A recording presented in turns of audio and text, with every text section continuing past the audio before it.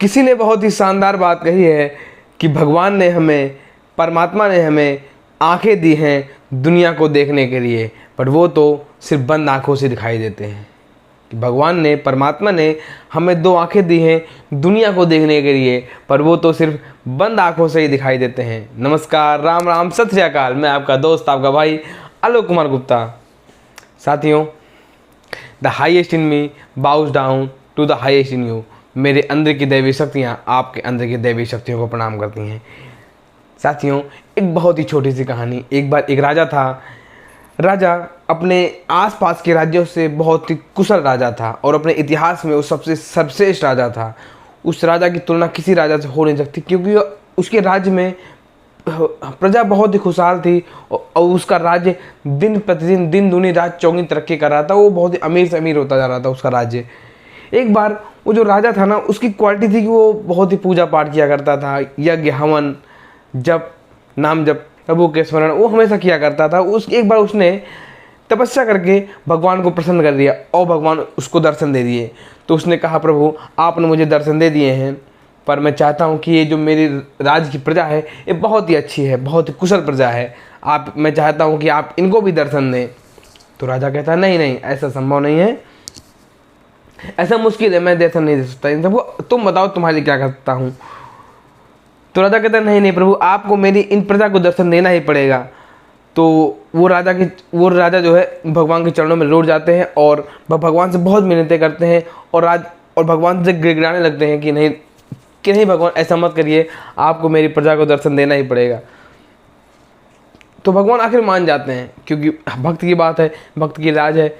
तो प्रभु मान जाते हैं उनकी बात। प्रभु कहते हैं, चलो ठीक है, तुम्हारी ऐसी बात है तो मान जाता हूँ, मैं दर्शन दूंगा, क्योंकि इज्जत का सवाल है भक्त का। तो मान जाते हैं, कहते चलो ठीक है, मैं उस जो ऊंची वाली पहाड़ी है उस पर मैं तुम्हें कल सुबह 8 बजे दर्शन दूंगा। तुम अपनी सारी प्रजा को लेकर वहाँ पहुँच जाना, मैं उन सबको दर्शन दूंगा। राजा बोलते, ठीक है प्रभु। तो राजा उस दिन पूरे गांव में ढोंडी पिटवा देता है, पूरे नगर में, पूरे शहर में नगाड़े बजवा कर ये अनाउंस करवा देता है कि कल सुबह हमको 8 बजे प्रभु के दर्शन करने चल रहे हैं उस पहाड़ी के ऊपर। उस पहाड़ी का नाम नीलगिरी पहाड़ी के ऊपर हम दर्शन करने चलेंगे। तो सब तैयार हो जाते हैं, चलो ठीक है।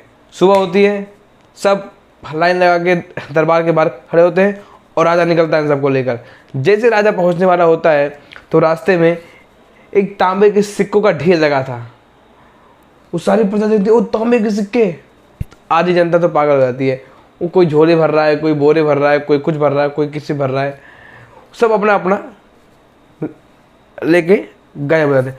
आधी जनसंख्या तो गायब हो जाती है पीछे। राजा पीछे मुड़कर देखता है तो आधी जनता गायब। राजा सोचता है, अरे यार, मेरी इतनी लालची प्रजा है, मैं इन सबके लिए भगवान के दर्शन करवा रहा हूँ, ये तांबे के सिक्के इकट्ठे कर रहे हैं। वो सब लेके आते जो है तांबे के सिक्के लेकर अपने घर जाने लगे। तो राजा सोचता, चलो कोई बात नहीं, अभी तो आधी जनसंख्या तो है मेरे साथ, आधे लोग तो अच्छे लोग ही, ये प्रभु के दर्शन करना चाहते हैं। थोड़ा और आगे राजा पहुंचा तो चांदी के सिक्कों का ढेर दिखा। अब जो आधी बची जनसंख्या थी वो भी पागल हो गई, वो भी चांदी के सिक्के इकट्ठे कर रही है। अब राजा पीछे मुड़कर देखता है, यार चलो ठीक है, आधे गए तो आधे गए, अभी थोड़े तो बचे हैं, 10% तो बचे हैं। अब वो थोड़े और आगे पहुंचते हैं तो वो सारे क्या करते हैं, जो 10% बचे होते हैं लगभग, वो भी उनको सोने के सिक्के का ढेर दिखता है। अब वो उससे पागल हो जाते हैं। राजा कहता है, यार ये तांबे के सिक्के इकट्ठे कर रहे हैं, तांबे के सिक्के बोलते हैं कि दोबारा नहीं मिलेंगे, फिर चांदी के सिक्के मिलते हैं तो बोलते चांदी के सिक्के दोबारा नहीं मिलेंगे, ये वहाँ पागल हो गए। और जो बचे हुए थे वो 10%, अब इनको समझा रहा हूँ कि मत करो, लेकिन ये सोने के सिक्के इकट्ठे कर रहे हैं, बोल रहे कि भगवान तो मिल जाएंगे, सोना दोबारा नहीं मिलेगा, सोने के सिक्के पीछे पागल हो गए, अब मैं करूँ तो करूँ क्या।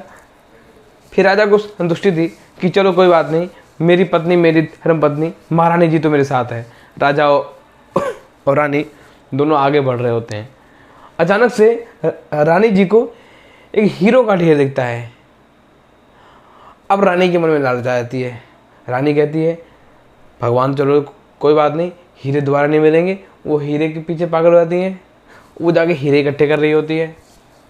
अब राजा उनको समझाते हैं लेकिन वो मानती नहीं है। फिर राजा अकेले पहुंचते हैं पहाड़ी पर, नीलगिरी पहाड़ी पर। वहाँ भगवान बैठे इंतजार कर रहे होते हैं। कि अब राजा आएगा। राजा पहुंचते हैं और भगवान उनसे कहते हैं, कहाँ गई तुम्हारी प्रजा, जिसके लिए तुमने मुझसे कहा था कि मैं दर्शन दूँ उनको। मैं यहाँ पे बैठा हूँ, इंतजार कर रहा हूँ तुम्हारी प्रजा का, और तुम्हारी प्रजा कहाँ है?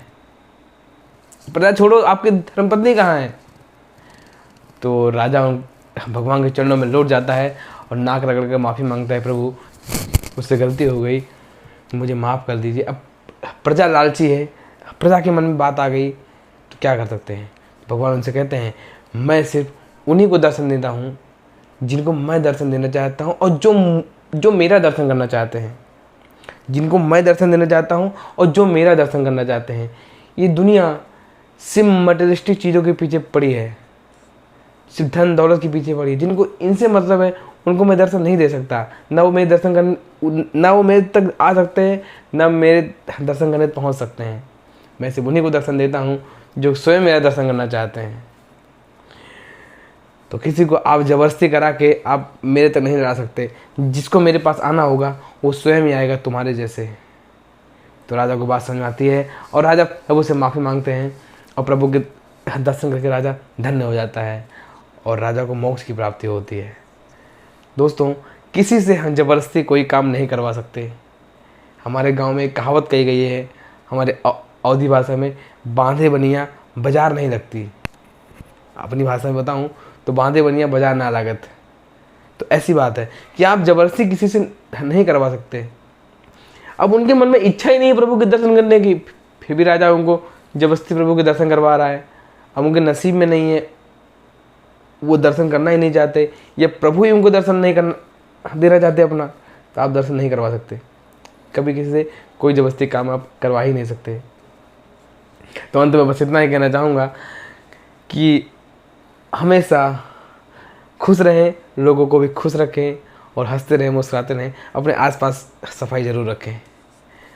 नमस्कार, धन्यवाद।